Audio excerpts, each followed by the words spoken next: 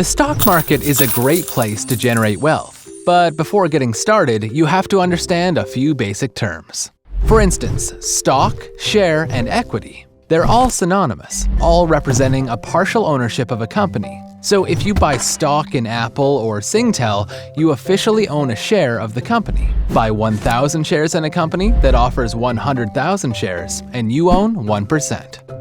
Owning shares allows you to benefit from a company's growth and profits in the form of capital gains and dividend payouts. Capital gains represent the difference between the purchase price of an investment and the eventual selling price. So if you buy one share of a company for $1 and eventually sell that share for $5, you receive $4 in capital gains per share. A dividend payout is the percentage of a company's earnings that get paid to shareholders who have stock in the company, usually on an annual basis. Those are the basic terms. Now, let's look at basic market function. It all starts when a company decides to sell its shares in an initial public offering, or IPO. This is when a company goes from being totally private to one that is owned and traded by the public.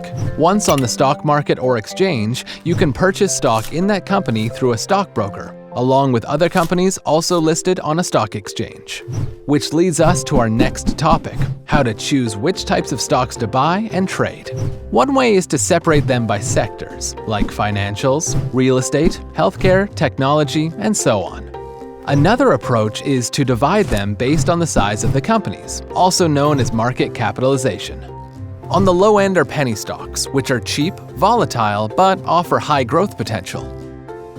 Then there's mid-caps, which provide solid growth potential with less risk. And on the high end, blue chips, which are usually larger with strong track records, more stable companies with higher stock prices. Finally, you could check out stock indices or indexes. These are used to measure the value of a particular section of the stock market. For example, the S&P 500 index tracks the performance of 500 companies in the US markets, giving us a good overview of the health of the overall US markets. And in Singapore, there's the Straits Times Index, which tracks the performance of the top 30 companies listed on the Singapore Exchange. Every market has its own benchmark, and tracking the indexes is a good way to determine the direction of the market overall. So those are the stock market basics. Next up, let's explore some of the other products that can be found in the financial markets.